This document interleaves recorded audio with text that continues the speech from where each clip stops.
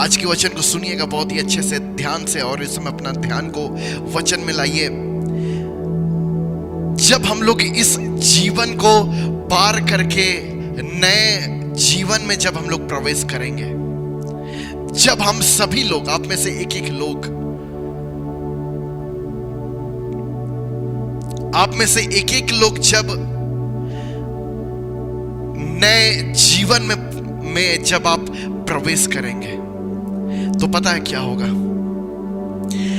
आप उस जीवन में प्रवेश करके इस जीवन को जब आप देखेंगे तो आप एक ही मुंह से बोलेंगे, एक ही शब्द आपके मुंह से निकलेगा, मेरा उद्धारकर्ता सबसे महान है। आप यही बोलेंगे कि मेरा उद्धारकर्ता कितना महान था कि उसने इस जीवन में मुझे संभाल लिया, मुझे संसार से चुन के अलग किया। हालेलुया। जब आप उस जीवन में प्रवेश करेंगे, जब आप इस जीवन को आप देखेंगे वहां से, तो आप देखेंगे कि एक महान उद्धारकर्ता आपके हाथ को पकड़कर लेके उस जीवन तक पहुंचाया। आमीन।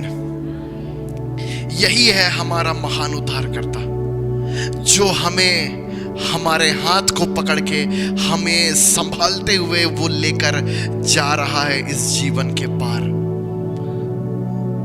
भले ही हमको अभी आप लोगों को या हम लोगों को यहाँ पे जीवन जीते हुए वो वैल्यू नहीं पता चलता है, लेकिन जब आप उस जीवन से जैसे ही पार जाएंगे, आपको इस जीवन का वैल्यू पता चलेगा, इस जीवन का मूल्य पता चलेगा।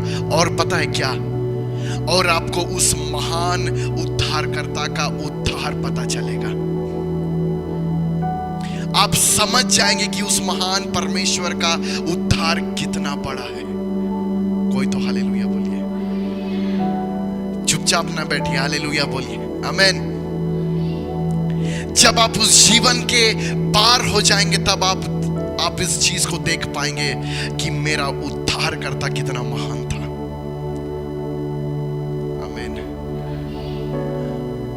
और आप जब उस उद्धारकर्ता से मिलेंगे तो आप यही बोलेंगे कि महिमा का मुकुट आपका है, क्योंकि आपने मुझे इस दुनिया में से चुन के निकाला ताकि मैं इस अनंत महिमा को मैं देख पाऊं। हालेलुया। आमीन। हालेलुया। और यीशु मसीह का जन्म होता है और स्वर्गदूत आते हैं और करेड़ियों को कहते हैं, मत डरो, क्योंकि देखो मैं तुम्हें बड़े आनंद का सुसमाचार सुनाता हूं। ये बड़े आनंद का सुसमाचार है जो सब लोगों के लिए होगा कि दाऊद के नगर में तुम्हारे लिए एक उद्धारकर्ता जन्मा है। हम सबों के लिए उद्धारकर्ता का जन्म हुआ। हम सभी लोगों के लिए उद्धारकर्ता का जन्म हुआ। और उद्धारकर्ता का जन्म ही सबसे बड़ा आनंद का बात है। क्यों पता है? क्योंकि वो सिर्फ और सिर्फ उद्धार करता है जो हमें इस दुनिया से निकाल के एक दूसरा दुनिया में लेके जा सकता है। वो सिर्फ उद्धार करता प्रभु यीशु मसीह है जो हमें इस दुनिया से उद्धार देके एक नया दुनिया में लेके जा सकता है। इसलिए उद्धारकर्ता को उस नए दुनिया से आके यहाँ जन्म लेना पड़ा, ताकि वो यहाँ जन्म लेके हमें इस दुनिया से छुड़ा के उस नए दुनिया में ले जाए। आमीन। इसलिए वो महान उद्धारकर्ता है। और पिछले कुछ दिनों पहले मैं बस बैठ के मैं सोच रहा था, तो बस मैंने परमेश्वर का ये महान उद्धार का हाथ को देखा कि कैसे वो मुझे इतना दूर लेकर आ गया। एक महान यात्रा में परमेश्वर आप सबों को लेकर जा रहा है। उसकी हाथ को देखिए, उसके हाथ को जब आप देखेंगे तो आप समझ जाएंगे कि आपको परमेश्वर, आपको दिख नहीं रहा है उसका हाथ, लेकिन जब आप शांति से एकदम बैठेंगे और आप सोचेंगे कि आप कहां थे और आज परमेश्वर आपको कहां लेकर आ गया, और आज के बाद से परमेश्वर आपको कहां लेके जाएगा। जो ये भूल जाते हैं ना कि वो कहां थे, उनके जीवन में अहंकार आ जाता। लेकिन जब आप इस बात को याद करते हैं कि आप कहां पड़े हुए थे, कितने बंधनों में आप फंसे हुए थे, जब आप ये देखते हैं, आपका जीवन, आपका हृदय धन्यवाद से भर जाता है और आप यही बोलते हैं, मेरा उद्धारकर्ता महान है। आप यही बोलेंगे कि मेरा उद्धारकर्ता महान है। वो महान उद्धारकर्ता है। Hallelujah, hallelujah. उसकी खूबसूरती बहुत ही महान है। हालेलुया। और इसलिए एक व्यक्ति था, सिर्फ एक व्यक्ति, जिसने यीशु मसीह को देखा था, उस उद्धार को देखा था। उसका नाम शमौन था। जब यीशु मसीह का जन्म हुआ था, लूका 2 में लिखता है, लूका 2 उसका 25 पद से, यरूशलेम में शमौन नामक एक मनुष्य था और वह मनुष्य धर्मी और भक्त था और इज़राइल की शांति की बाट जो रहा था, और पवित्र आत्मा उस पर था। पवित्र आत्मा के द्वारा उस पर प्रकट हुआ था कि वह जब तक वह प्रभु मसीह को ना देख ले तब तक मृत्यु को ना देखेगा। और ये बहुत ही सुंदर गीत गाता है। वो यीशु मसीह को अपने गोद में लिया और परमेश्वर का क्या करने लगा? धन्यवाद करने लगा। एक बार इस वचन को लगाना 29 पद से 28-29 से हम लोग देखते हैं। लूका 2 उसका 29 को हम लोग देखते हैं। हे स्वामी, अब तू अपने दास को अपने वचन के अनुसार शांति से विदा करता है, क्योंकि मेरी आंखों ने तेरे उद्धार को देख लिया है। हालेलुया। ये व्यक्ति कितना ब्लेस्ड है। ये जब भी मैं सिमोन को देखता हूं, ये व्यक्ति सिर्फ एक मात्र व्यक्ति जिसने यीशु मसीह को गोद में उठाया है ना। मरियम और यूसुफ को छोड़ के यही व्यक्ति पहचाना था कि ये उद्धार करता है। क्यों? क्योंकि इसके ऊपर पवित्र आत्मा के द्वारा प्रकट हुआ था। और देखिए कितना सुंदर गीत है, क्योंकि मेरी आंखों ने तेरे उद्धार को देख लिया है। बोलिए उद्धार को। उद्धार का इब्रानी शब्द जानते हैं क्या है? यीशुआ। वो इब्रानी में बोल रहा है कि धन्य है मेरी आंखें, क्योंकि मेरी आंखों ने यीशुआ को देख लिया है। यीशु का नाम का मतलब क्या है? हेलो, क्या है यीशु का नाम का मतलब? उद्धार करना, उद्धार करने वाला, बचाने वाला। वो बोल रहा मेरी आंखों ने तेरे यीशुआ को देख लिया है, जिसे तूने सब देशों के लोगों के सामने तैयार किया है कि वह अन्य जातियों को प्रकाश देने के लिए ज्योति और तेरे नीच लोगों की इज़राइल की महिमा हो। Hallelujah, hallelujah. और वो महिमा करने लगा प्रभु का। हालेलुया। सिर्फ और सिर्फ वही व्यक्ति यीशु मसीह को देख पाया था जो पवित्र आत्मा से भरा हुआ था। पवित्र आत्मा यीशु के पास उसे लेकर गया। यही खूबसूरत है, यही खूबसूरती है पवित्र आत्मा का। पवित्र आत्मा यीशु के पास लेकर जाता है। किसके पास लेकर जाता है? पवित्र आत्मा यीशु के पास लेकर जाता है। सुनिएगा बहुत ध्यान से आज के वचन को। अभी तो शुरुआत भी नहीं हुआ है, लेकिन जो परमेश्वर है वो खोज रहा था। वो सिमोन इंतजार में था, इज़राइल की शांति की बाट जो रहा था, और पवित्र आत्मा उस पर था। परमेश्वर ने उसकी मृत्यु को रोक दिया था कि जब तक वो यीशु को ना देख ले तब तक वो मृत्यु का स्वाद ना चखेगा। और पवित्र आत्मा उस पर था, और ये बात पवित्र आत्मा के द्वारा प्रकट किया गया मंदिर में कि ये यीशुआ है। कौन है ये? हालेलुया। कितना कितना धन्य व्यक्ति है ना ये, है ना, कि इसने अपने आंखों से यीशु को देख लिया, अपने हाथों में उसने परमेश्वर को उठाया, है ना। लेकिन उसी मंदिर के याजक, उसी मंदिर के महायाजक नहीं जान पाए कि ये परमेश्वर है। उसी मंदिर में उसी परमेश्वर की आराधना करने वाले, हर रोज बलिदान चढ़ाने वाले याजक नहीं जान पाए कि ये यीशु है। लेकिन कौन जान पाया? किसके ऊपर ये प्रकट हुआ? जिसके ऊपर पवित्र आत्मा था। पवित्र आत्मा के बिना यीशु मसीह का प्रकाशन आप नहीं जान सकते। पवित्र आत्मा के बिना आप नहीं जान सकते कि वो उद्धारकर्ता परमेश्वर है। इसलिए परमेश्वर का धन्यवाद कीजिए कि पवित्र आत्मा ने आपके ऊपर प्रकट किया कि यीशु महान उद्धारकर्ता है। अरे कोई तो मुंह खोल के हालेलुया बोलिए। हालेलुया, आमीन। इसलिए उस महान पवित्र आत्मा का धन्यवाद कीजिए कि उस पवित्र आत्मा के बिना आप नहीं जान सकते थे कि यीशु महान उद्धार करता है।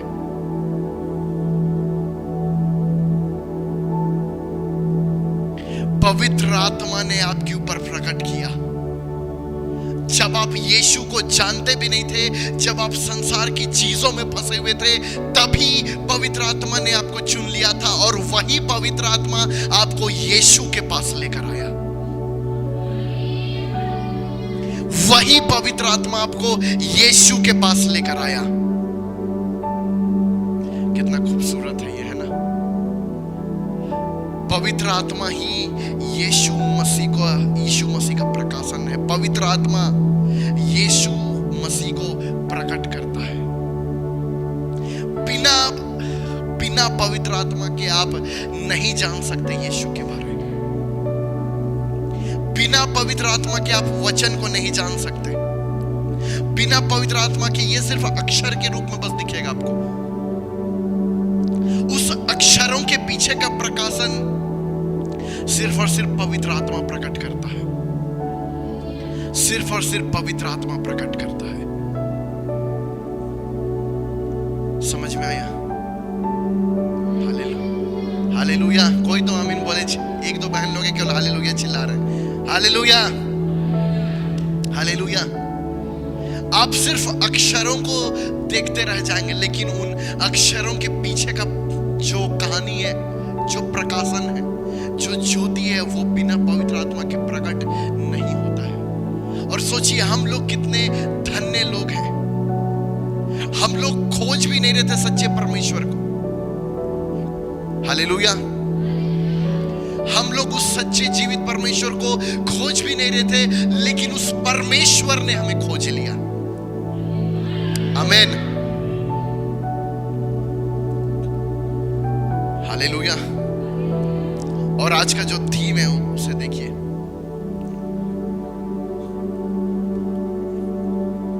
आज का जो थीम परमेश्वर ने दिया वो है द लास्ट क्रिएशन, आखिरी सृष्टि। आखिरी सृष्टि, बोलिए आखिरी सृष्टि। आज का वचन हो सकता है थोड़ा लंबा भी हो जाए, लेकिन कोशिश करेंगे कि जल्दी 1 घंटा के अंदर में से आपको बताने का कोशिश करूं। लेकिन ये जो वचन का भी हम लोग शुरुआत कर रहे हैं, ये बहुत ही सामर्थी है। हालेलुया। परमेश्वर का सबसे आखिरी क्रिएशन क्या है? जो परमेश्वर ने सबसे आखिरी चीज बनाया वो क्या है? मनुष्य। और उसके बाद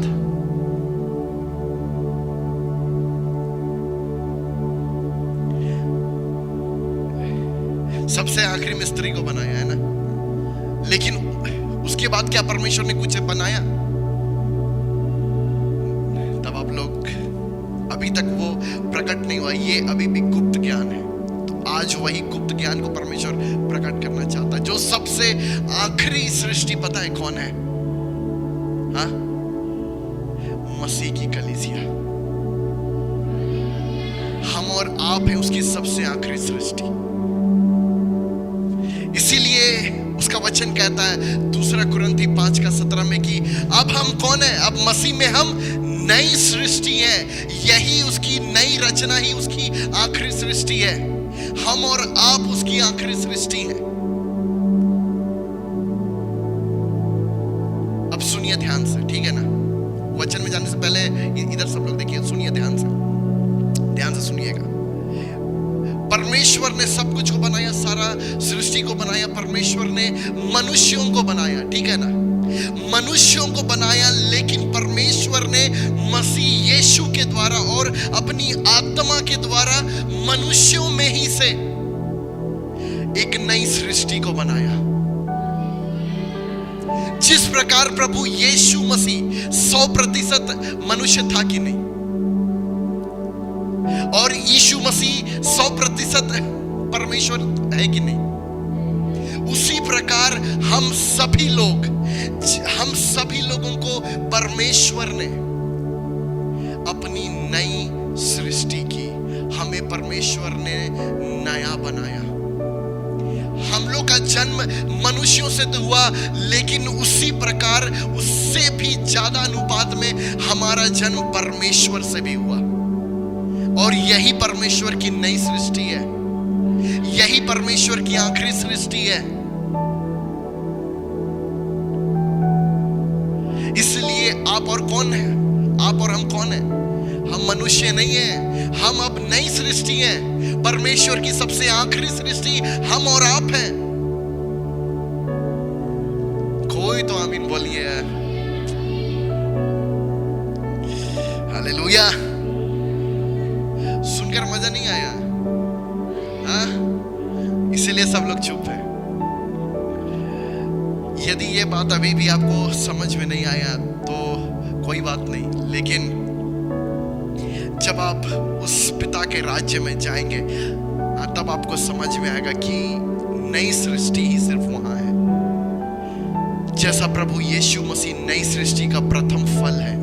वचन क्या बताता है? प्रभु यीशु मसीह नई सृष्टि का प्रथम फल है, वैसे ही उस फल के हम लोग अनेक फल हैं। हालेलुया। जैसा प्रभु यीशु मसीह उस नया सृष्टि का प्रथम फल है, उसी प्रकार हम लोग भी वही नई सृष्टि के फल हैं। और नई सृष्टि कौन है? कौन है नई सृष्टि? बोलिए मैं और आप, वही जो यीशु मसीह के द्वारा जन्मा है। तो आइए हम लोग इसे जल्दी से देखते हैं। पहला पत्रस हम लोग जल्दी से आते हैं।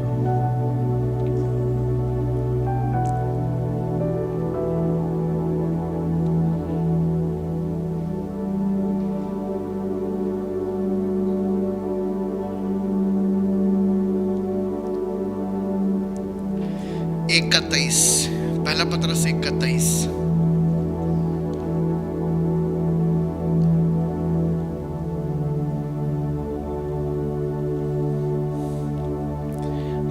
पहला पत्रस 1:23 आ गया, ठीक है। क्योंकि तुमने नासवान नहीं पर अविनाशी बीज से, बोलिए अविनाशी बीज से, परमेश्वर के जीविते और सदा ठहरने वाले वचन के द्वारा नया जन्म पाया है। हालेलुया।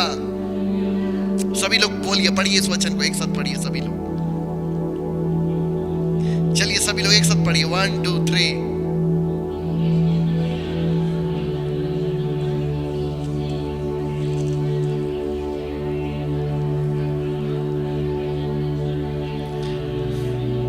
Wow, hallelujah hallelujah.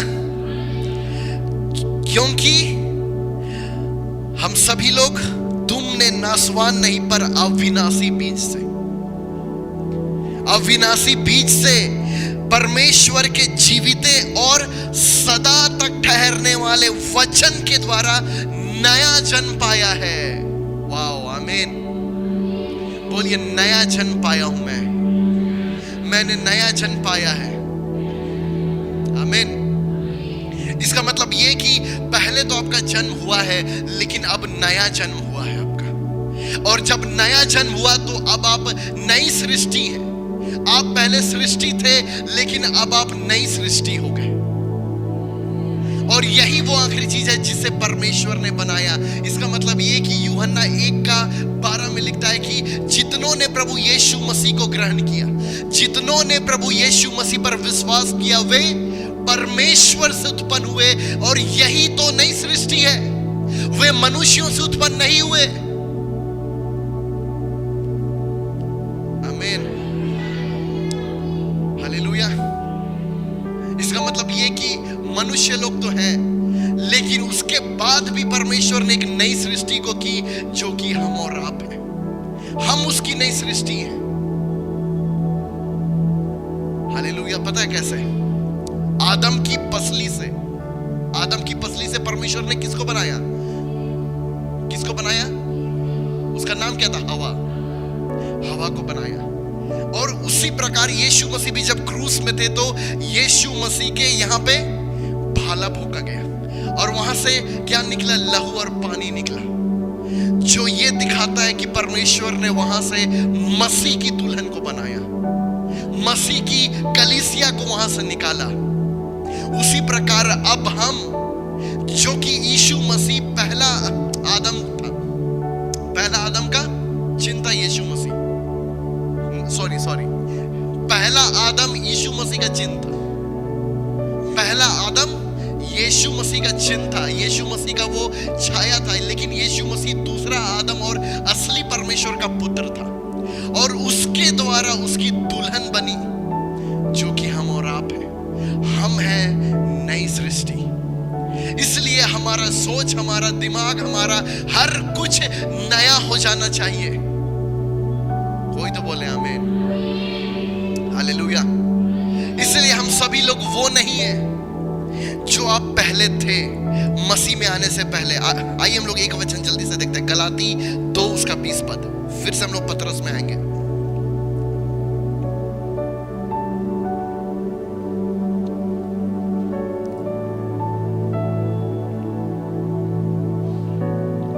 मैं मसीह के साथ क्रूस पर चढ़ाया गया हूं। क्या? मैं मसीह के साथ क्रूस पर चढ़ाया गया हूं। अब मैं जीवित ना रहा, अब मैं जीवित ना रहा, पर मसीह मुझ में जीवित है। अब मैं जीवित ना रहा, पर अब मसीह मुझ में जीवित है। और मैं शरीर में अब जो जीवित हूं, तो केवल उस विश्वास से जीवित हूं जो परमेश्वर के पुत्र पर है, जिसने मुझसे प्रेम किया और मेरे लिए अपने आप को दे दिया। अब मैं मसीह के साथ क्रूस पर चढ़ाया गया हूं। अब मैं जीवित ना रहा। इसका मतलब पता है क्या? कि प्रभु यीशु मसीह जब उस क्रूस में गए, ठीक है ना, जैसे प्रभु यीशु मसीह क्रूस में गए, तो उसकी समानता में हम सभी लोग क्या हो गए? जुट गए। प्रभु यीशु मसीह के समानता में हम सभी लोग मर गए, इसलिए अब हम जीवित नहीं रहे। पर अब क्या हुआ? पर अब मसीह मुझ में जीवित है। पर मैं अब जो जीवित हूं, तो केवल उस विश्वास से जीवित हूं जो परमेश्वर के पुत्र पर है। और यही विश्वास के द्वारा हमारा नया जन्म हुआ। परमेश्वर ने अपने जीवित वचन से हमें जन्म दिया है। कितने लोग समझ पाए इसे? हालेलुया। परमेश्वर की सृष्टि वही लोग हैं जिन्होंने यीशु मसीह के द्वारा, जिन्होंने परमेश्वर के वचन के द्वारा नया जन्म पाया। वही परमेश्वर की नई सृष्टि है, वही परमेश्वर की आखिरी सृष्टि है। आमीन। वही आखिरी सृष्टि है। अब वापस आइए पतरस में।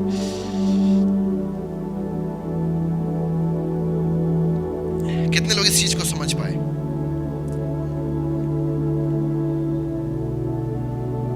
क्योंकि तुमने नाशवान नहीं, पर अविनाशी बीज से परमेश्वर के जीवित और सदा ठहरने वाले वचन के द्वारा नया जन्म पाया है। आमीन। इसलिए अब हम परमेश्वर की नई रचना है। अब हम परमेश्वर की नई रचना है, और यही वो रचना है जिसमें परमेश्वर बसता है। यही वो उसकी नई सृष्टि है जिसमें परमेश्वर बसता है। ये गहरा प्रकाशन है। आज भी बहुत लोग मनुष्यों के जैसा रहते हैं। हम लोग अब मनुष्य नहीं हैं, इसीलिए मसीह लोगों को दिक्कत हो रहा है, क्योंकि वो अभी तक ये नहीं मान पाए कि अब वो मनुष्य है, कि वो अभी भी मनुष्य नहीं है। अब आप मनुष्य नहीं है, अब आप कौन है? नई सृष्टि है आप। हालेलुया। अब आप, जिस दिन आपका नया जन्म हुआ, अब आप नई सृष्टि बन गए। उस दिन से आप मनुष्य नहीं रहे। हाँ, भले आपका जन्म शरीर से हुआ, लेकिन उससे ज्यादा बढ़ के है कि आपका जन्म अब परमेश्वर के वचन से हुआ है।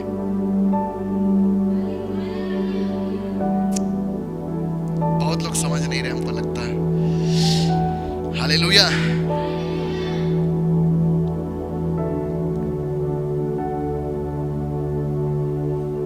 और इसी के बारे हम लोग देखते हैं पहला पतरस 1:10।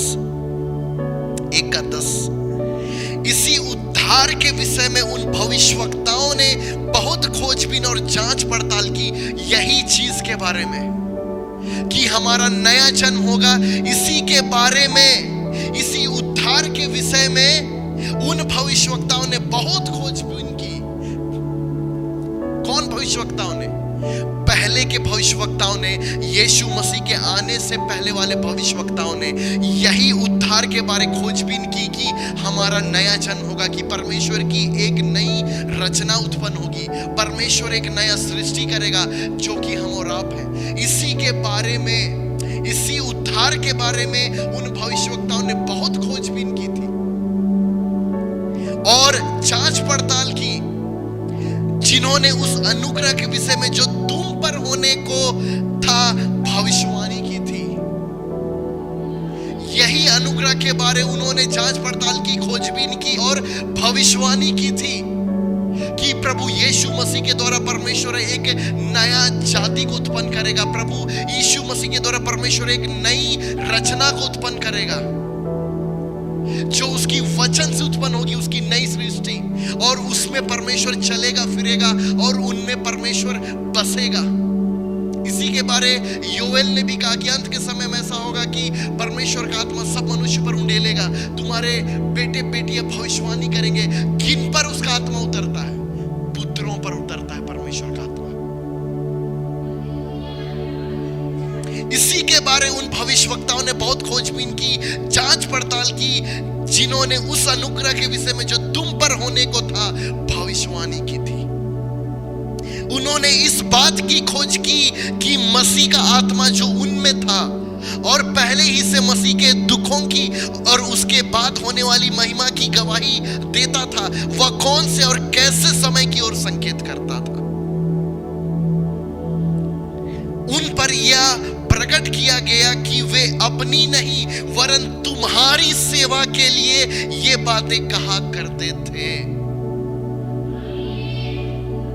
हमारी सेवा के लिए, परमेश्वर की दुल्हन की सेवा के लिए। ये परमेश्वर की नई सृष्टि है, ये परमेश्वर की आखिरी रचना है, हम और आप। कितना अद्भुत प्रकाशन है ये। आमीन। उन पर यह प्रकट किया गया कि वे अपनी नहीं वरन तुम्हारी सेवा के लिए बातें कहा करते थे। उस समय वो जो भविष्यवाणी कर रहा था, यशायाह, यहेजकेल, चाहे दानियल, कोई भी लोग जो भी ये भविष्यवाणी कर रहे थे, वो लोग हमारी सेवा के लिए भविष्यवाणी कर रहे थे। दुख का बात है, जो लोग वचन नहीं पढ़ते उनको थोड़ा थोड़ा नहीं समझ में आएगा। जिनका समाचार अब तुम्हें उनके द्वारा मिला, जिन्होंने पवित्र आत्मा के द्वारा जो स्वर्ग से भेजा गया था तुम्हें सुसमाचार सुनाया। जिनका समाचार तुम्हें उनके द्वारा मिला, जो उन्होंने भविष्यवाणी की थी हमारे लिए हजारों साल पहले, वो अब तुम्हें पवित्र आत्मा के द्वारा हमारे ऊपर हमें प्रकट किया गया है। जो स्वर्ग से भेजा गया तुम्हें सुसमाचार सुनाया, और इन बातों को स्वर्गदूत भी ध्यान से देखने की लालसा रखते हैं। किस बातों को? नई सृष्टि की रचना को। ये परमेश्वर की नई सृष्टि है जो प्रभु के वचन से उत्पन्न हुई है।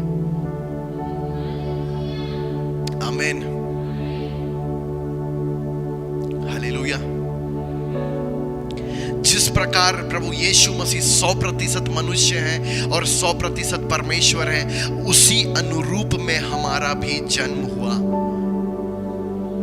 क्यों पता है? क्योंकि हमारा जन्म जीवित वचन से हुआ है और सदा तक ठहरने वाले वचन से हुआ है। तो जैसा जन्म देने वाला है वैसा ही जो उत्पन्न होता है वो भी होता है। इसका मतलब कि हम भी अब जीवित हैं,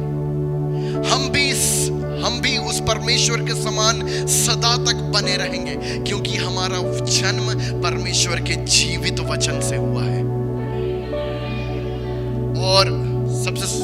और एक वचन पे हम लोग अभी जाएंगे, वो बहुत सुंदर वचन है। मेरे पास इतना वचन है कि परमेश्वर ने इतना वचन दिया है कि रात 8 बज जाएगा बताते। इसीलिए इसके बाद पतरस लिखता है एक पवित्र बुलाहट के बारे में। बोलिए, मुझे बुलाया गया है। जो आपके बगल में उसको बोलिए, आपको बुलाया गया है। कोई नहीं पूछेंगे कहां बुलाया गया है, पूछिए कहां बुलाया गया है। Faith generation, hallelujah. बोलिए, आपको बुलाया गया है, आपको परमेश्वर ने बुलाया है।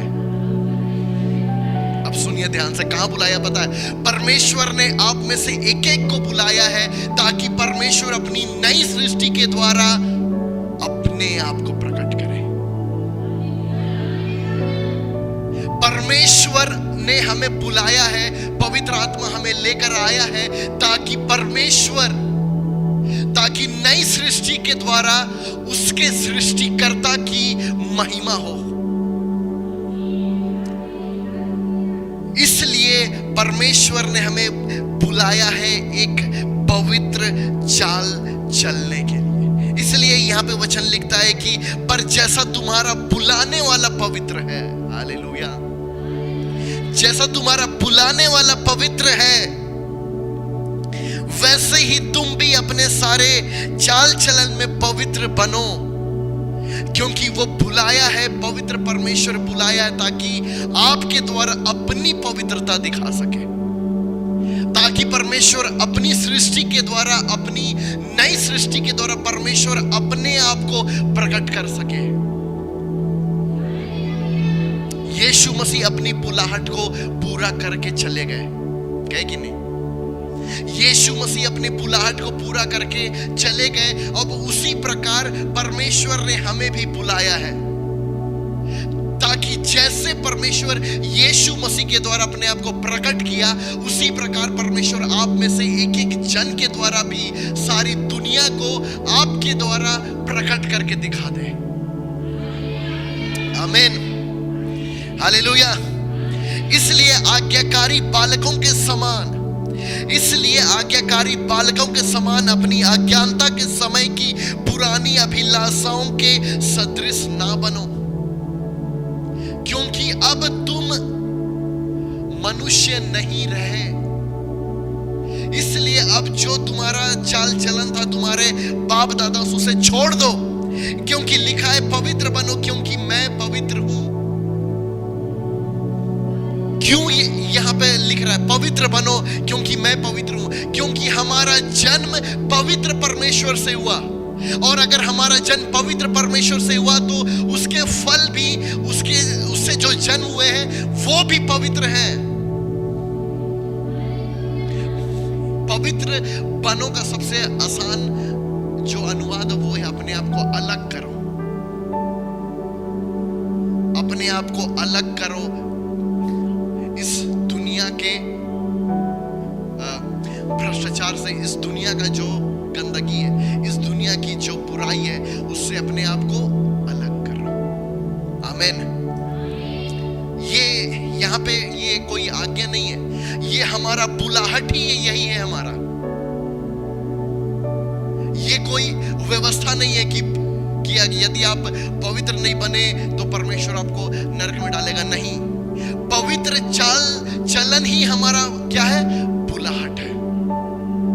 बोलिए आपके बगल वालों को कि परमेश्वर ने आपको पवित्र जीवन जीने के लिए बुलाया है।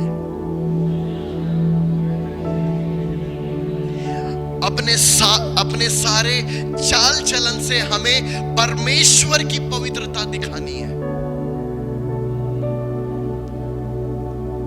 पता है, परमेश्वर के एक वचन में पढ़ रहा था, उतना समय नहीं है, कुलुसी में, वहां पे एक जगह लिखता है पौलुस कि ये मत कर, ये ना कर, चोरी ना कर, व्यभिचार ना कर।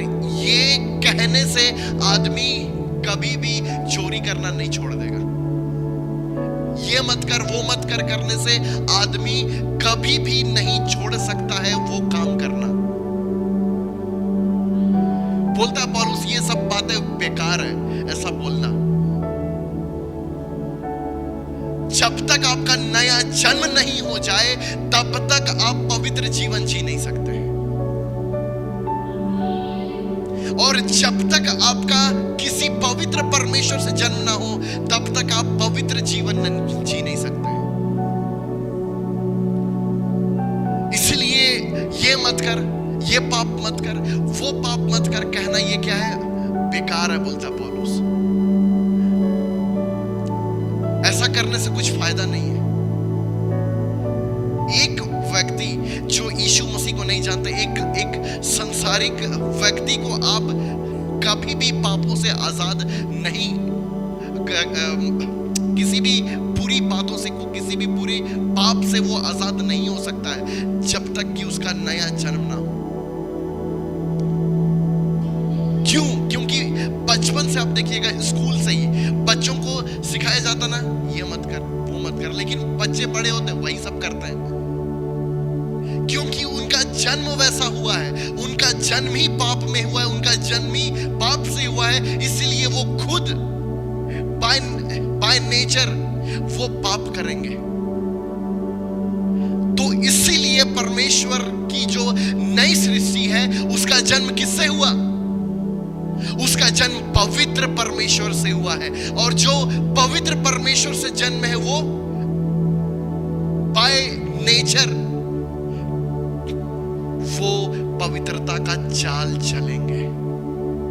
उनको बोलने का जरूरत नहीं होगा ये मत कर, वो मत कर, वो खुद से ही वही चाल चलने लगेंगे जैसा उनका बुलाने वाला पवित्र है।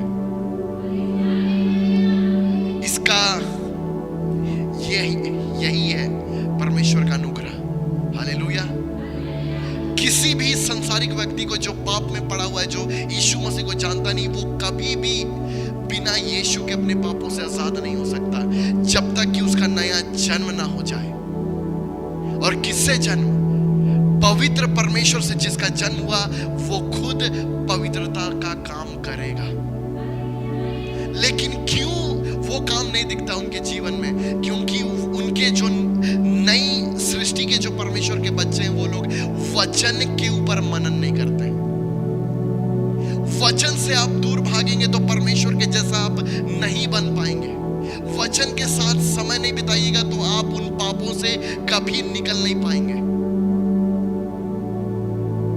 यही वचन के द्वारा हमारा जन्म हुआ। किसके द्वारा? जीवित वचन के द्वारा किसका जन्म हुआ है? और सदा तक ठहरने वाले वचन से हमारा जन्म हुआ है। हालेलुया। नासवान चीजों से तो हमारा पहले जन्म हुआ था ना। इससे पहले सभी लोग मनुष्यों से जन्मे, लेकिन अब हमारा जन्म अविनाशी बीज से हुआ है जो परमेश्वर का जीवित वचन है। हालेलुया। और सदा तक ठहरने वाला वचन के द्वारा हमने नया जन्म पाया है।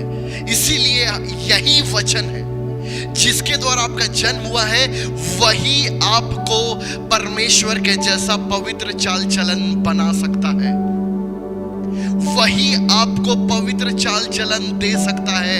यही वचन है वो। हालेलुया। आइए हम लोग जल्दी से आते हैं यूहन्ना 1 उसका दूसरा पद लगाना। यूहन्ना 1 उसका दूसरा पद।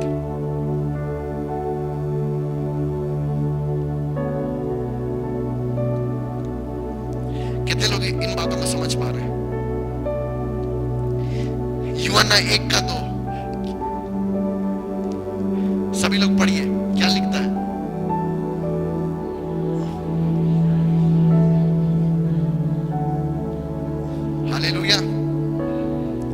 वचन और वचन,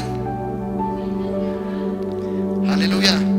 और इसका तीसरा पद,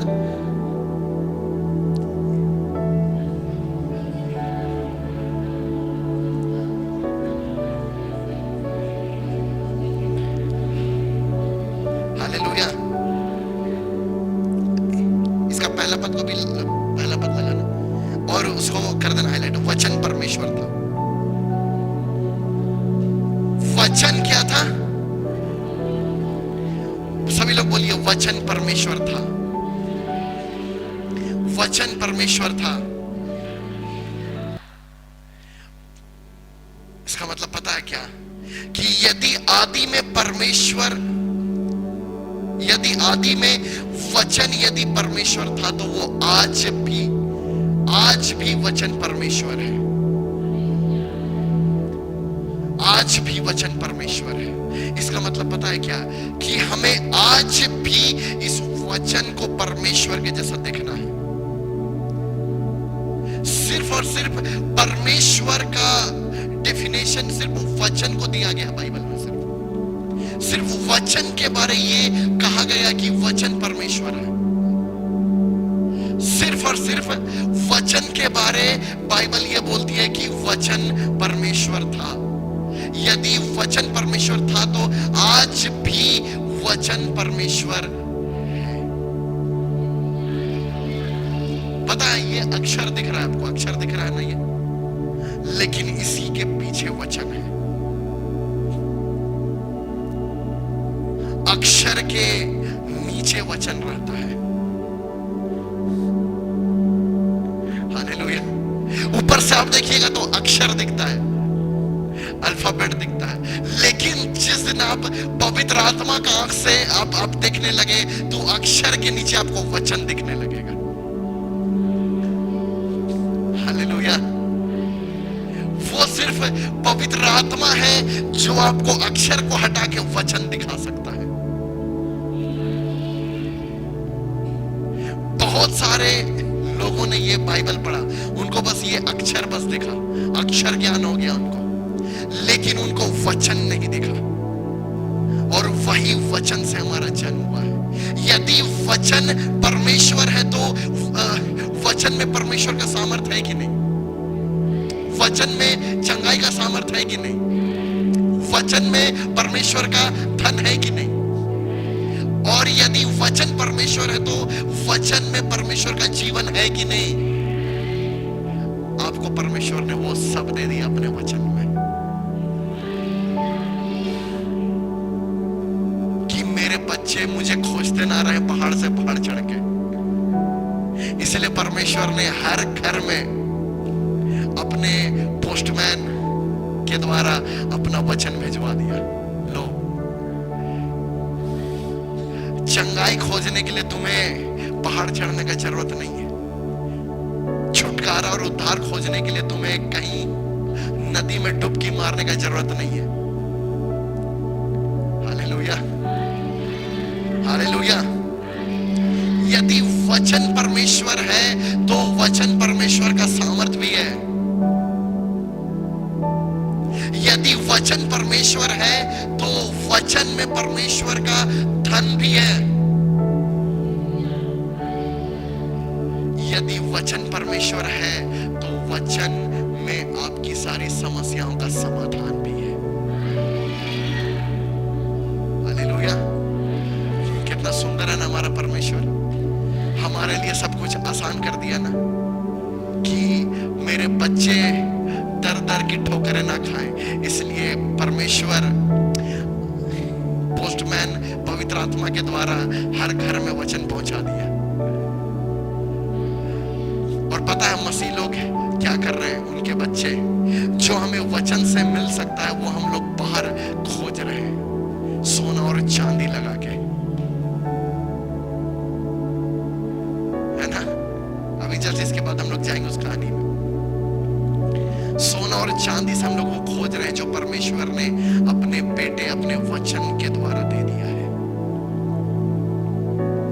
जब वचन देधारी हुआ, क्या? जब वचन देधारी हुआ तो वो अनुग्रह और सच्चाई के साथ बाद क्या हुआ? प्रकट हुआ। और उसके बाद लिखता है यूहन्ना कि हमने उसकी ऐसी महिमा देखी जैसे पिता के इकलौते की महिमा। जब आप वचन को निकालिया गया यहाँ से निकालेंगे और उस वचन को आप बोलने लगेंगे, उस वचन पे आप मनन करने लगेंगे, उस तो क्या होगा पता है? वो वचन देह धारण करना शुरू करेगा। और वो वचन जब देह धारण करेगा तो वो अनुग्रह को भी लेकर आएगा आपके जीवन में। और जब वो अनुग्रह भी आएगा आपके जीवन में, अनुग्रह और सत्य प्रकट होगा, तब आपके जीवन में परमेश्वर का महिमा भी देखेंगे। और वही महिमा जो इकलौता पुत्र का महिमा, वो आप घर बैठे एक्सपीरियंस कर सकते हैं बस यही वचन के द्वारा। हालेलुया। पहले तो ये आपको बस ये अक्षर ज्ञान दिखेगा, बस ये लगेगा अक्षर है, ये वर्ड है, सेंटेंस है। लेकिन जब आप उसके साथ और समय बिताने लगते हैं तो वो अक्षर का जो होता है ना पर्दा, वो हट जाता है और आपको सीधा प्योर वचन दिखता है। आमीन। उसी के बाद आपको वचन का प्रकाशन आना शुरू हो जाता है। Hallelujah, hallelujah. बोलिए वचन परमेश्वर है। आज से मैं वचन को तुच्छ नहीं जानूंगा। पता है, यदि पुराने नियम के लोगों को यदि आज मिलता ना बाइबल, तो वो लोग दिन भर इसमें लगे रहते। आपको लगता है कि ये दुनिया का जो एंटरटेनमेंट इंडस्ट्री है उसका सबसे मुख्य पर्पस क्या है? आपको पता है? जितना एंटरटेनमेंट इंडस्ट्री है, जितना भी तरह का वुड है, बॉलीवुड, हॉलीवुड, झोलीवुड, जितना भी तरह का वुड है, जितना भी तरह का एंटरटेनमेंट आप देखते हैं टीवी में, उसका मेन पर्पस पता है क्या है? आपको वचन से ही दूर करना। हालेलुया। अब उससे भी ज्यादा अच्छा चीज आ गया है रील। लोग एक एक घंटा देखते रील, फिर जब वचन खोलते तो कुछ समझ में नहीं आता है ना। उसके बाद बस ये अक्षर जैसा बस दिखता है, अक्षर ज्ञान लगता है उसके, लेकिन अक्षर के पीछे का जो वचन है वो नहीं दिखता है। इस चीज को आप समझिए। ये क्या है? यदि शैतान को किसी को मारना है ना, हाँ, तो शैतान आपके पास हथियार लेके नहीं आएगा मारने के लिए। आपको वो मिठाई देगा। क्या देगा? और उसको आप एक दिन खाएंगे बहुत मीठा लगेगा, फिर दूसरा दिन खाएंगे फिर बहुत मीठा लगेगा, फिर वो मिठाई खाने का आपको आदत पड़ जाएगा, फिर उसका डोज बढ़ाते जाएगा शैतान। फिर वो डोज बढ़ते बढ़ते वही मिठाई आपका जान ले लेगा। शैतान आपके पास कभी भी नहीं आएगा वो चीज लेके जो आपको पसंद नहीं है। शैतान यदि आपके जीवन में आएगा तो आपके पास वही चीज लेकर आएगा जो आपको सबसे ज्यादा पसंद है। यीशु मसीह 40 दिन भूखे थे। कितना? 40 दिन। तो शैतान वही लेकर आया उसके पास। बोल इस पत्थर पर रोटी बन जाए। हालेलुया। यीशु मसीह इस राज्य को ही जीतने आए थे और शैतान उसको क्या ऑफर किया? लो, ये राज्य मैं तुमको दे रहा हूं, मुझे मेरी आराधना कर। हालेलुया। और उम्मीद है कि आप लोग आदम के जैसा मूर्ख तो नहीं है। हालेलुया। क्यों इस चीज को बोल रहा पता है? क्योंकि परमेश्वर ने आदम को और हवा को, मनुष्यों को अपने स्वरूप, अपनी समानता में बनाया था कि नहीं? अब शैतान आता है और क्या बोलता है? इस फल को खाओगे तो तुम लोग परमेश्वर के तुल्य हो जाओगे। वाह! ऐसा ही शैतान छल करता है। क्या करता है? जो वो पहले से है वो बस ये फल खाओगे तो तुम वैसे ही बन जाओगे। वो पहले से तुल्य में थे कि नहीं? परमेश्वर के तुल्य में। फल खाने से पहले वो तुल्य में थे कि नहीं? हालेलुया। शैतान ऐसे ही झूठ बोलकर आता है लोगों के पास, ये फल खाओगे तो तुमको ये मिल जाएगा। हालेलुया। कितने लोग आजाद हुए? इसलिए इस बात को समझिए कि आप जितना वचन में डूबते चले जाते हैं, ये वचन ही है जो आपको परमेश्वर के जैसा पवित्र चाल चलन दे सकता है। और पता है, वचन में ही आप जितना समय बिताएंगे, ये वचन ही है जो आपके जीवन में आशीषों को लेकर आता जाएगा। आपको पता नहीं चलेगा कि ये कैसे हो रहा है, लेकिन आप बस वचन को मनन करने लग गए कि यहोवा मेरा चरवाहा, मुझे कुछ घटी ना होगी। तो वो वचन देह धारण करता है आपके जीवन में, और आपके लिए और आपके आने वाली पीढ़ियों के लिए कभी किसी वस्तु की घटी ना होगी। हालेलुया। कितने लोग इस चीज को समझ पाए? आमीन। हालेलुया। और इसीलिए जितने भी लोगों ने यीशु मसीह पर विश्वास किया, उनका जन्म परमेश्वर से हुआ, उनका जन्म परमेश्वर के जीवित वचन से हुआ है। हालेलुया। और यही वचन है जो कलीसिया में भी लोगों को लेकर आता है। पता है आपको, मैं थोड़ा मजाकिया अंदाज में हम बता रहे हैं, लेकिन ये बात ऐसा है कि जहाँ पे फ्रेश भोजन है, जहाँ पे हरी हरी चराइयाँ हैं, वहीं पे परमेश्वर अपने लोगों को लेकर आता है। क्यों? क्योंकि उनकी भेड़ों को क्या चाहिए? सबसे ज्यादा घास चाहिए, जो कि वचन है। हालेलुया। और बहुत सारे ऐसे अगुवे हैं जो अपनी भेड़ों को खिलाते कम है, मारते ज्यादा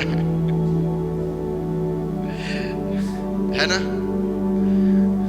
इसीलिए जब भेड़ को अच्छा भोजन एक बार से मिलता है, तो वो भेड़ छोड़ देती है उस जगह को, अपने पुराने झुंड को भेड़ छोड़ देती है। हालेलुया।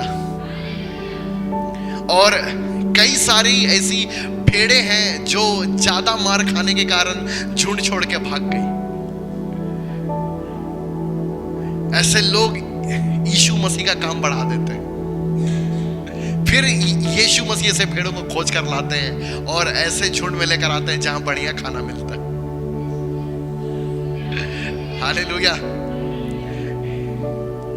आप ही बताइए कि अगर आपको हर रोज सूखा रोटी मिलेगा तो एक दिन खाएंगे, 2 दिन खाएंगे, लेकिन क्या आपको हर रोज बिरयानी मिलेगा तो आप अपने साथ 4-5 और लोगों को लेकर आएंगे, है ना?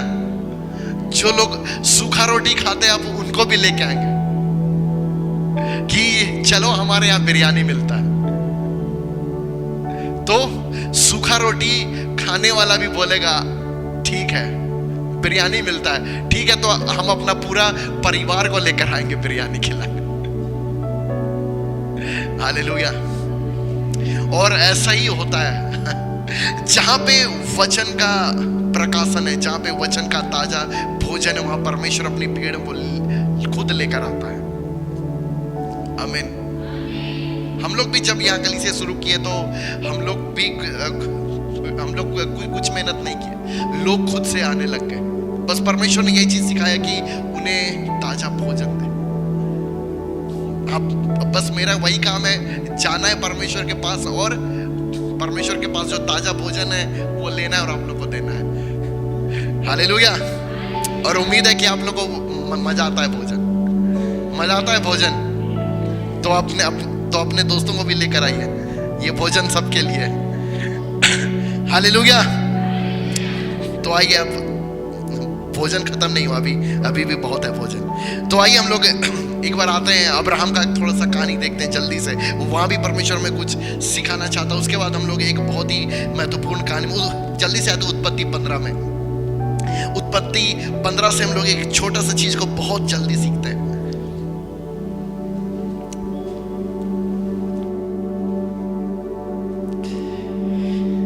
अच्छा ठीक है, इसको हम लोग आखिरी में करते हैं। हम लोग आते हैं दूसरा राजा में आते हैं। दूसरा राजा उसका 5वां अध्याय में, ये दूसरा राजा उसका 5।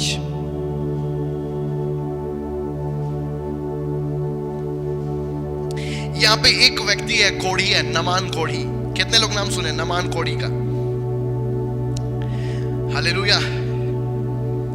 नमान कोढ़ी। तो इससे क्या होता है? कोढ़ का रोग रहता है। क्या चीज का? कोढ़ का रोग रहता है। और देखिएगा इसका 5वां पद से देख लगाना, 5, दूसरा राजा 5 उसका 5 पद से। अराम के राजा ने कहा, तू जा, मैं इजराइल के राजा के पास एक पत्र भेजूंगा। ये जो नमान कोढ़ी है, इसको एलिसा के बारे में पता चलता है। क्या? एलिशा भविष्यवक्ता के बारे कि एक बच्ची उसे बताती है कि यदि तू उसके पास जाएगा तो वो तुझे चंगा कर देगा। तो ये जाता है अपने राजा के पास। ये बहुत ही सूरवीर सेनापति होता है अराम के राजा का। और वो बोलता है कि तू जा, मैं इजराइल के राजा के पास पत्र भेजूंगा। क्या भेजूंगा? पत्र भेजूंगा। और ये कहानी बहुत जबरदस्त है, बहुत मजा आने वाला है। ये एकदम अच्छा है, जो बिरयानी का बोलते हैं ना, मस्त वाला पीस, ये वही अभी लेग पीस। अराम के राजा ने कहा, तू जा, मैं इजराइल के राजा के पास एक पत्र भेजूंगा। तब वह 10 किकार चांदी और 6000 टुकड़े सोना और 10 जोड़े कपड़े साथ लेकर रवाना हो गया। वाह! ये कहां जा रहा है? चंगा होने के लिए। कहां जा रहा है ये? चंगा होने के लिए। और क्या इसके पास? राजा लिख के दिया है। क्या दिया है? राजा लिख के दिया है, पत्र लिख के दिया है राजा की, जा इजराइल का राजा को तुम देना। और साथ में क्या लिया है? 10 किकार चांदी और 6000 टुकड़े सोना। बाप रे बाप!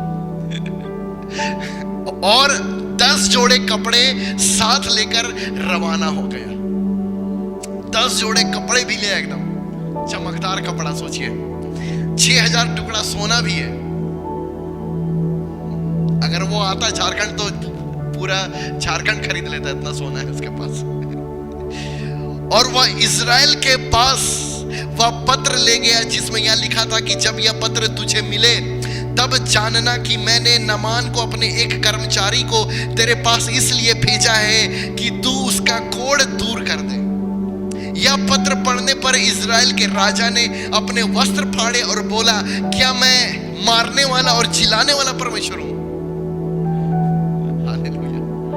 वो गया, वो पत्र लेके राजा को दे दिया और राजा कपड़ा फाड़ दिया अपने गुस्सा में और बोलता है, क्या मैं मारने वाला और जिलाने वाला परमेश्वर हूं कि उस पुरुष ने मेरे पास किसी को इसलिए भेजा कि मैं उसका कोढ़ दूर करूं?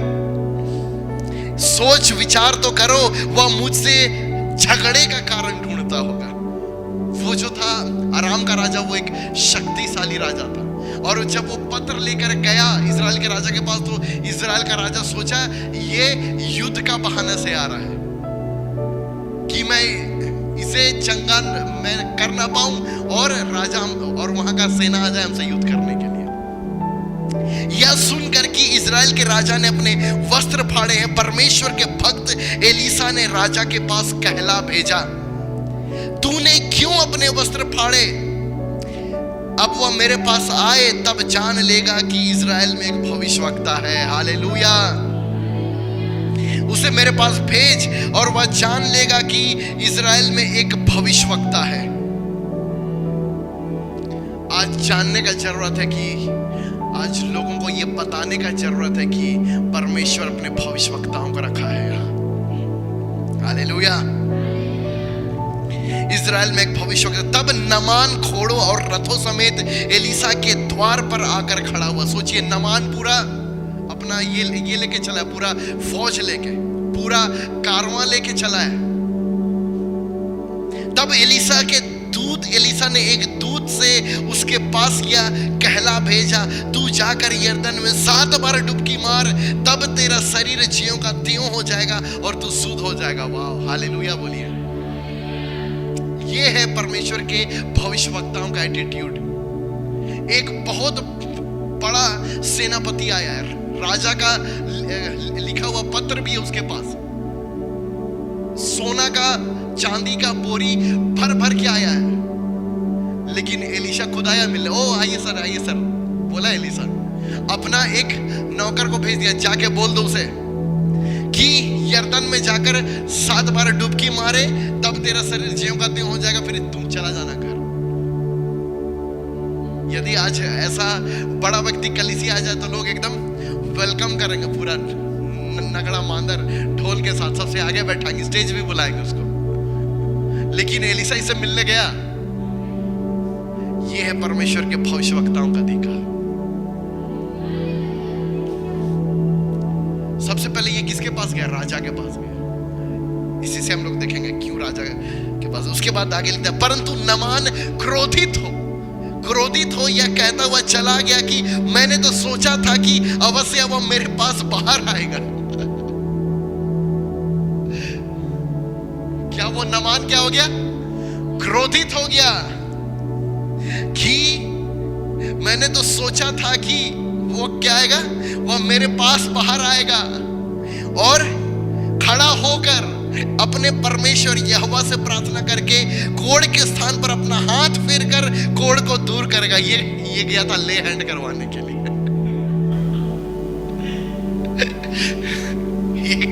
ये कहा गया था नामान के पास। नामान आएगा और ले हैंड करेगा, और उसके लिए ये पैसा भी लेके गया था, 6000 सोना का टुकड़ा, और कितना चांदी था पता भी नहीं।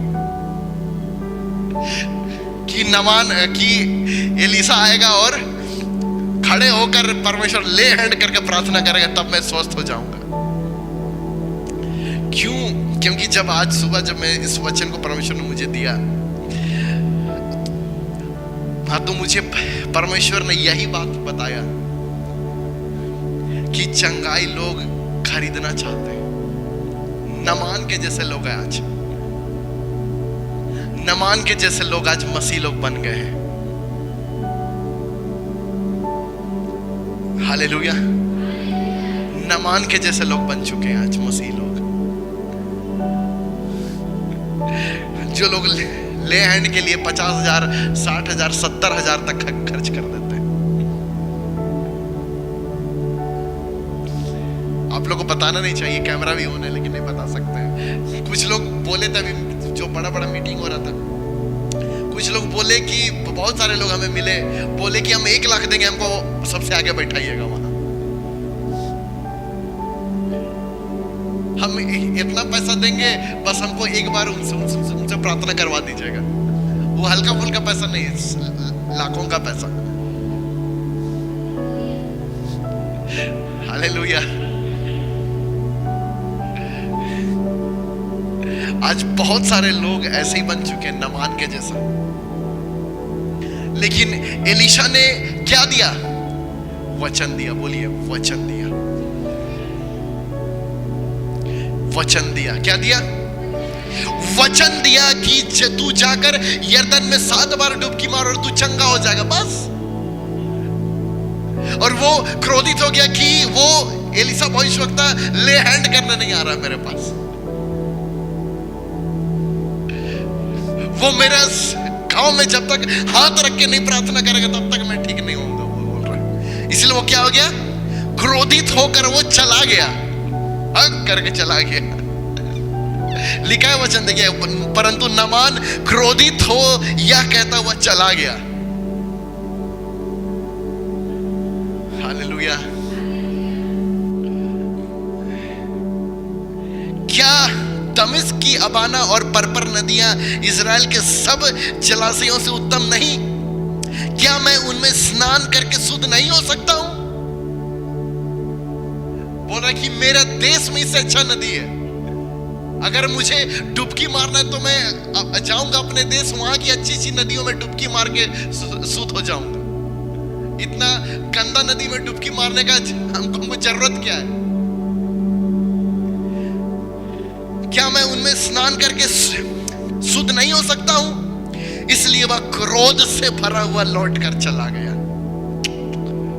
आज देखिएगा लाइन में जिनके ऊपर ले हैंड नहीं होता, जिनके ऊपर प्रार्थना नहीं होता, वो लोग वैसे ही जाते हैं क्रोध में। हालेलुया। तब उसके सेवक पास आकर कहने लगे, देखिए इसका सेवक लोग कितना बुद्धिमान है। तब उसके सेवक पास आकर कहने लगे, हे हमारे पिता, यदि भविष्यवक्ता तुझे कोई भारी काम करने की आज्ञा देता तो क्या तू उसे ना करता? यदि एलीशा बोलता कि जाओ जाकर वो वो पहाड़ में चढ़ो और उस पहाड़ में तुम 7 बार कूदना, तो तुम करता क्या? यदि एलीशा तुझे कहता कि जा उस पहाड़ से तुम चढ़ना और 7 बार कूदना, वो भारी काम होता कि नहीं? तो तुम उसे करता। फिर जब वह कहता है कि स्नान करके शुद्ध हो जा, तो कितना अधिक इसे मानना चाहिए। वाह, कितना आसान चीज तुमको दिया है। क्या? बस जाओ नदी में 7 बार डुबकी मारो, चंगे हो जाओ। और जानते हैं मुझे परमेश्वर ने क्या कहा? आज भी मेरे लोग चंगाई को मुश्किल समझते हैं।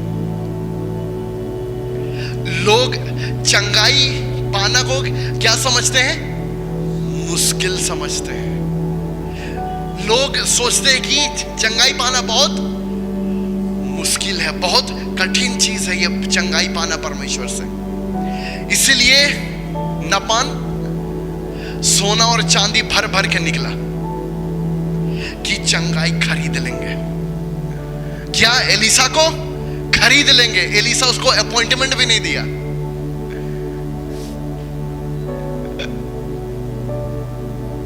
हालेलुया।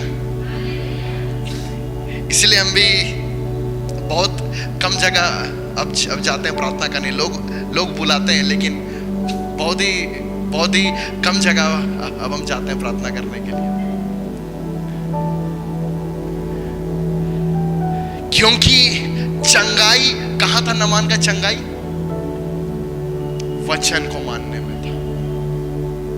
हालेलुया। अब देखिएगा इसके बाद का कहानी और मजेदार। अब देखिए, तब उसने परमेश्वर के भक्त के वचन के अनुसार, क्या के अनुसार? वचन के अनुसार यरदन को जाकर उसमें 7 बार डुबकी मारी। 7 बार डुबकी मारी और उसका शरीर छोटे लड़के सा हो गया और वह शुद्ध हो गया। वाह, खुश हो गया। वो इतना आसान था चंगाई होना। बस 7 बार डुबकी मारा, निकल गया, चंगाई हो गया। पूरा शरीर छोटा लड़का जैसा साफ हो गया। उसका 1 रुपया नहीं लगा। उसके बाद आगे देखिएगा, तब वह अपने सब दल बल समेत परमेश्वर के भक्त के यहां लौट आया और उसके सम्मुख खड़ा होकर कहने लगा, सुन, अब मैंने जान लिया है कि समस्त पृथ्वी और इज़राइल को छोड़ और कहीं परमेश्वर नहीं है। वाह, हालेलुया। समस्त पृथ्वी में इज़राइल को छोड़ के कहीं और परमेश्वर नहीं है। इसलिए अब अपने दास की भेंट ग्रहण कर। वाह, जीभ लपलप आ गया जाएगा, इतना भेंट लेकर आया है। वाह। एलीसा ने कहा, यहोवा जिसके सम्मुख में उपस्थित रहता हूं, उसके जीवन की शपथ में कुछ भेंट ना लूंगा। वाह, मैं कुछ भेंट ना लूंगा।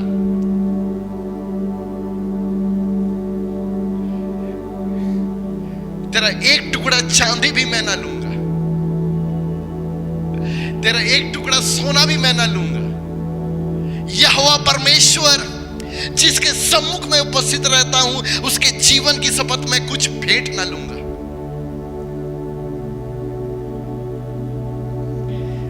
और जब उसने उसको बहुत विवश किया भेंट को ग्रहण करे, तब भी वह इनकार ही करता रहा। क्यों भेंट नहीं लिया एलीसा? तब नामान ने कहा, अच्छा तो तेरे दास को 2 खच्चर मिट्टी मिले, क्योंकि वो आगे वो मिट्टी मांगता है और वहां का मिट्टी लेके जाता है अपना देश में, फिर वहां पे होम बलि और मेल बलि वो चढ़ाता है। Hallelujah, hallelujah. लेकिन इसके बाद देखिएगा 19 पद से, और वो उसको विदा कर देता। उसने उससे कहा, कुशल से विदा हो।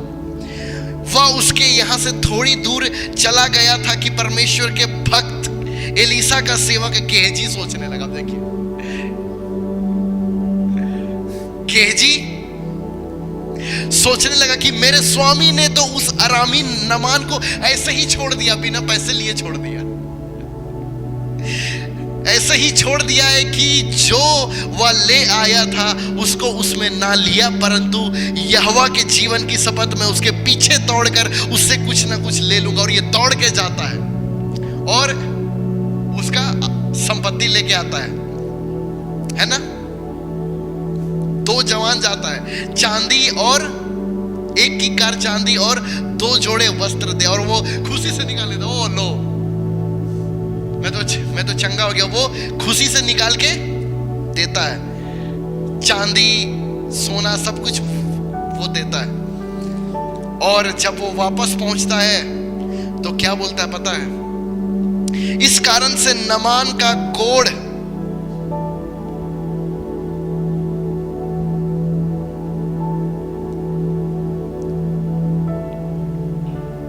इस कारण से नामान का कोढ़ तुझे और तेरे वंश को सदा लगा रहेगा। तब वह हिमसा श्वेत कोढ़ी होकर उसके सामने से चला गया। हालेलुया।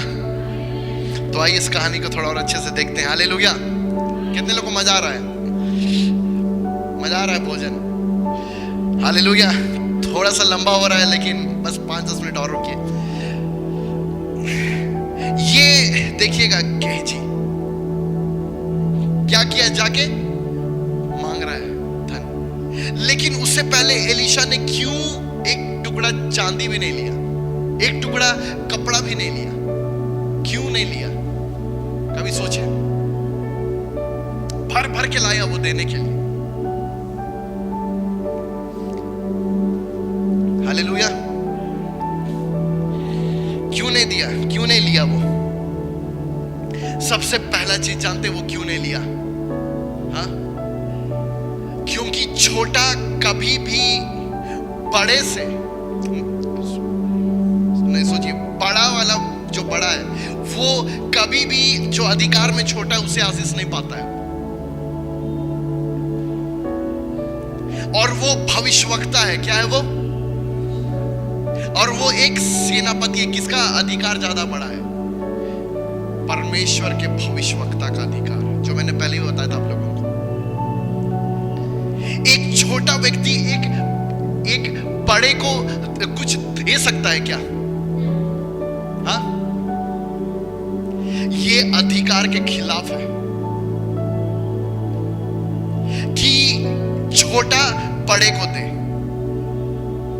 लेकिन ये आत्मिक अधिकार है कि बड़ा छोटे को देता है। क्या देता है? बड़ा बड़े से छोटा आशीष पाता है। और भविष्यवक्ताओं का अधिकार राजा से भी ऊंचा होता है। क्यों ये पहले राजा के पास गया? ये इस बात को दिखाता है कि राजा का अधिकार से ज्यादा बड़ा भविष्यवक्ता का अधिकार है। भविष्यवक्ता लोग राजाओं के अधिकार में से भी ऊंचे में बैठते हैं। वो लोग ऊंचे अधिकार में चलते हैं। वो लोग एलीशा नामान से मिलने तक नहीं है, लेकिन वो गया तो राजा उसे मिलने आया। इसलिए उसने वो भेंट को ग्रहण नहीं किया। क्यों? क्योंकि वो उससे ज्यादा बड़ा अधिकार में है। हालेलुया। वो उससे ज्यादा बड़ा अधिकार में, इसलिए उसका भेंट वो नहीं ले सकता है। और दूसरा चीज पता है, यदि वो उसका भेंट लेता तो क्या होता पता है? दूसरी बार लोग उससे भी ज्यादा सोना चांदी लेकर आते और बोलते एलीशा मुझे चंगा कर दे।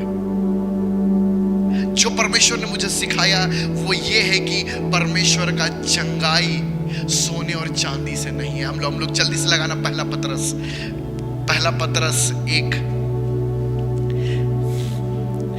पहला पतरस 1:18।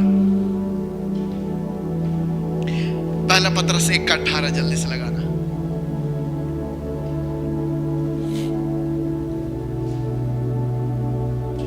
एक 18 और 19 को हम लोग जल्दी से देखेंगे।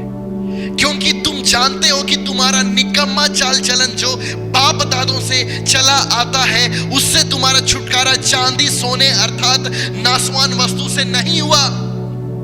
तुम्हारी बीमारियों का छुटकारा सोने चांदी से नहीं हुआ, पर निर्दोष और निष्कलंक मेमने अर्थात मसीह के बहुमूल्य लहू के द्वारा हुआ है। कोई तो आमीन ना बोले, हालेलुया बोले हाथ उठाकर। आप लोग समझ नहीं, इसके पीछे का जो असली प्रकाशन वो यही है कि उसका एलीशा ने इसलिए उसे सोना चांदी नहीं लिया क्योंकि उसका छुटकारा आने वाले मसीह के लहू से हुआ है।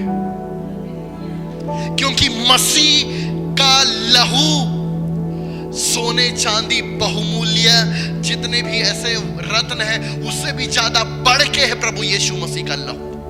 वो ये भविष्यवाणी कर रहा है एलीशा की सोने चांदी से नहीं हुआ तुम्हारा छुटकारा नमान, ये आने वाला मसीहा का पहचान है कि वो अपना लहू बहाएगा, वो सारी बीमारियां उठा ले जाएगा और ये उसके लहू का पहचान है कि तू चंगा हो रहा है।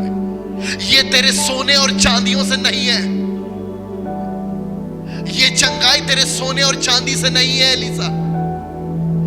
ये छुटकारा, ये चंगाई नमान तेरे सोने चांदी के कारण नहीं, ये मेरे उद्धारकर्ता प्रभु यीशु मसीह के लहू के द्वारा छुटकारा है। और इस चंगाई को कोई बेच नहीं सकता है और इस चंगाई को कोई खरीद नहीं सकता है। चाहे कोई व्यक्ति हमारे पास भी लाके बोले कि इतना पैसा ले और मुझे चंगा कर, 1 रुपया भी हम लोग उससे ना लेंगे। कितने जगह हम लोग जाते हैं, हम लोग पैसा वापस करते हैं लोगों को। कितने बार हम लोग पैसा वापस किए लोगों को, क्यों पता है? कितने बार हम लोग अभी गए थे कुलडेग, वहां भी कितने लोग आके बोल रहे हैं कि इनके लिए प्रार्थना कर दीजिए, उनके लिए प्रार्थना कर दीजिए। कितना लेंगे आप लोग? कितना लेंगे? हम लोग सब देंगे, हम लोग 15,000 20,000 सब देंगे। हम लोग बोले कि जो चीज के लिए प्रभु यीशु मसीह ने दाम चुकाया है, यीशु मसीह का लहू को सोना और चांदी भी नहीं खरीद सकता है। और जो लोग, मैं आपको ये साफ साफ बोल रहा हूं और परमेश्वर ने मुझे बोलने को भी कहा कि जो लोग यीशु मसीह के चंगाई को बेचते हैं, जो दाम यीशु मसीह के लहू ने चुकाया, जो चंगाई यीशु मसीह के लहू ने जो दिया, जो लोग उस चंगाई को बेचते हैं वो लोग गेहजी के समान कोड़ को अपने जीवन में ले लेते हैं। वैसे दास लोग, उनके जीवन में गेहजी का कोड़ लगता है। जो लोग चंगाई को बेचते हैं उनके जीवन में गेहजी का कोड़ का श्राप आता है। इसलिए जो यीशु मसीह के लहू ने चुकाया है वो कोई सोना और चांदी से खरीदा नहीं जा सकता है।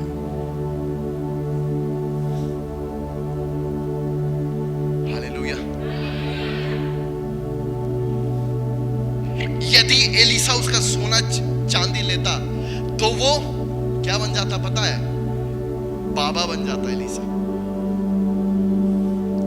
उसके बाद पूरे इजराइल से पूरे दुनिया के लोग आते सोना चांदी ले लेकर, और लोग ये सोचते कि सोना और चांदी से छुटकारा है, ना कि वचन के द्वारा। इसलिए एलीशा नमान के पास भी मिलने नहीं गया। उसने बस वचन दिया, और परमेश्वर यही सिखाना चाहता है कि तुम लोगों को चंगाई के लिए भागने का जरूरत नहीं है किसी के पास ले हैंड करने के लिए। परमेश्वर के वचन से चंगे हो जाओ। जो परमेश्वर का वचन कहता है उस पर विश्वास कर लो। बस वो मान लिया, यर्दन में 7 बार डुबकी मारा, चंगा हो गया। उसको ले हैंड का भी जरूरत नहीं पड़ा।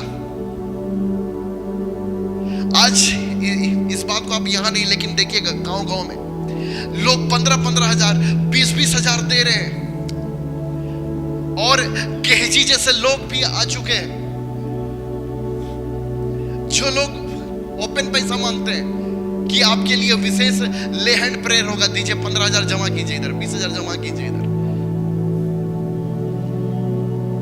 उनके जीवन में गेहजी का कोड़ लग चुका है। और यहां पे देखिएगा गेहजी को कोड़ लगा, और क्या बोले एलीशा? तेरे वंश को भी यही कोड़ लगा रहेगा। इसीलिए एलीशा ने चंगाई को बेचा नहीं। वो चाहता तो आराम से वो ले सकता था सोना चांदी, वो उससे कुछ नहीं लिया, क्योंकि चंगाई देने वाला एलीशा नहीं है, चंगाई देने वाला वो उद्धारकर्ता परमेश्वर है। यदि वो कुछ नहीं लेता तो हमें भी कुछ नहीं लेना चाहिए। Hallelujah, hallelujah. और ये बहुत ही खतरनाक चीज है पढ़ना। जिस चीज को यीशु मसीह ने दाम चुकाया है, जिस चीज को यीशु मसीह ने खरीदा है, लोग उसे बेच रहे हैं। आज एनॉइंटिंग ऑयल बेचते हैं। ये सब चीज बहुत खतरनाक चीज है, ये सब में पढ़ना। हालेलुया। यदि कोई आपको बोले इससे मिलवा दीजिए, इतना पैसा हम देंगे, भाग जाइए वहां से। उनके जीवन में गेहजी का कोड़ लग चुका है। जो सच्चे सेवक है वो वचन देते हैं। और देखिएगा एलीसा कहां था, बोला कि जिस यहोवा परमेश्वर के सामने मैं उपस्थित रहता हूं, भविष्यवक्ता लोग नहीं घूमते फिरते रहते हैं।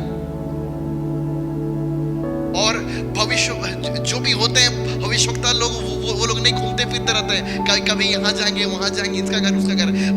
जो भी भविष्यवक्ता लोग, उनका एक ही जगह है, परमेश्वर की उपस्थिति में रहना।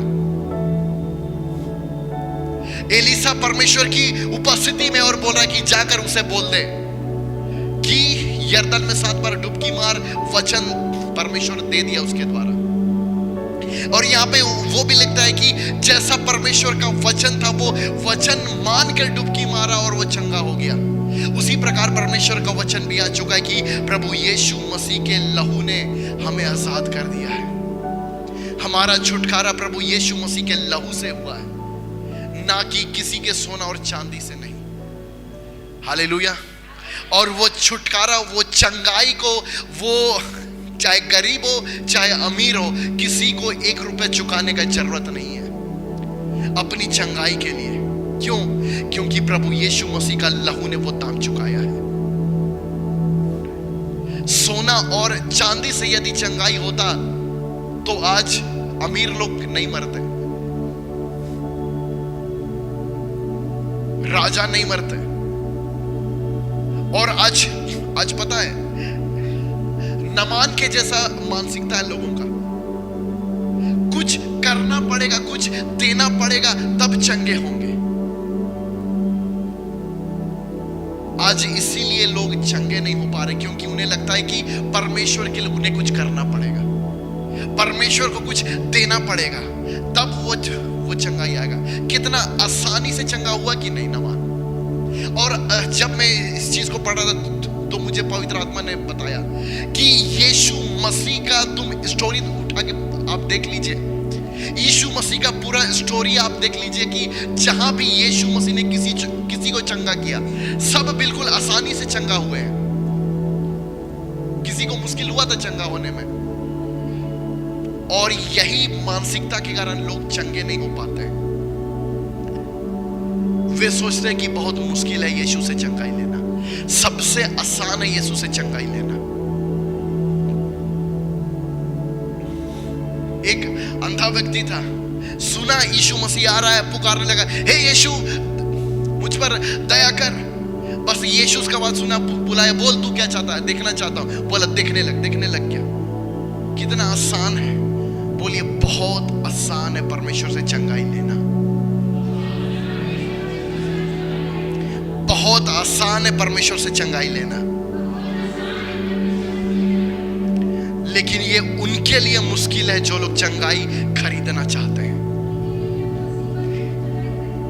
उनके लिए बहुत मुश्किल है। आपको हम बता रहे, मेरा एक दोस्त है, वो हमेशा फोन करता रहता है, भाई मेरे लिए प्रार्थना कर दे, भाई ऐसा लग रहा प्रार्थना कर दे, भाई मेरे लिए ऐसा लग रहा प्रार्थना कर दे। वो बोला कि हम एक जगह हम गए थे, बोला कि वहां से 15,000 रुपया लिया ले हैंड करने का, लेकिन भी हम ठीक नहीं हुए। हम इस मिनिस्ट्री में पैसा भेजते हैं, उस मिनिस्ट्री में हम पैसा भेजते हैं, लेकिन भी हम ठीक नहीं हो रहे। हम उसको बोले क्या तुम चंगाई को खरीद लिया है? तुम पैसा भेज रहा है तो क्या तुम चंगा हो जाएगा? उसको हम यही बोले, तुम परमेश्वर का वचन में तुम नहीं बना हुआ है। परमेश्वर का वचन में तुम समय नहीं बिताता, इसलिए तुम आज तक चंगा नहीं हुआ। आज कई मसीह लोग ऐसे ही हैं, यदि वचन परमेश्वर है, यदि वचन परमेश्वर है और परमेश्वर चंगा करने वाला परमेश्वर है, तो वचन भी चंगा करने वाला है। Hallelujah, hallelujah. इसीलिए एलीसा नामान से मिला भी नहीं, क्योंकि नामान को देखिएगा, नामान क्या बोला, अब मैं समझ गया, अब मैं मान लिया कि इज़राइल को छोड़ दुनिया में कहीं परमेश्वर नहीं है। नामान यदि सोना और चांदी के बदले यदि नामान को चंगाई मिलता, तो वो कभी भी उस परमेश्वर को नहीं जान पाता। हालेलुया। इसलिए कभी भी वो उस परमेश्वर को नहीं जान पाता, इसलिए वो मिट्टी लेके गया वहां। क्यों मिट्टी ले गया? ताकि वहां पे वो वेदी बना के वो मेल बलि चढ़ा सके। हालेलुया। इसलिए गेहजी जैसे भी लोग हैं जो लूट लेंगे आपका सारा सोना चांदी, और नामान जैसे भी लोग हैं जो लोग चले हैं चंगाई खरीदने के लिए, पूरा चत्था लेके जा रहे हैं, लेकिन एलीसा जैसे लोगों का जरूरत है। उनसे मिलने तक नहीं आया है एलीसा, उतना बड़ा व्यक्ति से। क्यों? क्योंकि वो राजा का अधिकार से भी ऊंचा अधिकार में बैठते हैं भविष्यवक्ता लोग। आमीन, हालेलुया। और भी बातें, लेकिन बहुत समय हो गया, हम लोग अगले संडे हम लोग देखेंगे फिर से। हालेलुया। तो आइए हम लोग सभी लोग अपने स्थानों में खड़े हो जाएं, हम लोग मिलकर प्रार्थना करेंगे। और हमारा परमेश्वर सच्चा है, उसने अपने जीवित वचन से हमें सिखाया है। धन्यवाद प्रेमी पिताजी, थैंक यू जीसस। धन्यवाद राजाओं के राजा प्रभु। मन्ना लगाए यहाँ, जाना है हमको वहां। मन्ना लगाए यहाँ, जाना है हमको वहां। वादा यीशु का पूरा होगा, वादा यीशु का पूरा होगा। अनंत जीवन हमको मिलेगा, अनंत जीवन हमको मिलेगा। सियोन देश। धन्यवाद पवित्र आत्मा प्रभु यीशु। प्रभु आपने जो दिया है हमें, वो ना तो कोई सोना और चांदी उसे खरीद सकता है। धन्यवाद पवित्र आत्मा प्रभु यीशु। धन्यवाद महान परमेश्वर। धन्यवाद इन सुंदर वचनों के लिए प्रभु जी, क्योंकि तेरे कोई सोना और चांदी से हमारा छुटकारा नहीं हुआ। जिसे नामान चाह रहा था, वो सोना और चांदी से वो छुटकारा चाह रहा था, लेकिन छुटकारा यीशु के लहू में है। और यीशु का लहू से ज्यादा बहुमूल्य कोई चीज नहीं है। आज अपनी उन चंगाइयों को ग्रहण कर ले, उन छुटकारों को ले ले कि ये मुश्किल नहीं है। चंगाई पाने के लिए आपको भागने की जरूरत नहीं है, चंगाई पाने के लिए आपको दौड़ने की जरूरत नहीं है, चंगाई पाने के लिए आपको बस वचन को मानने का जरूरत है। बस जो वचन कहता है उस पर विश्वास मिलाने का जरूरत है।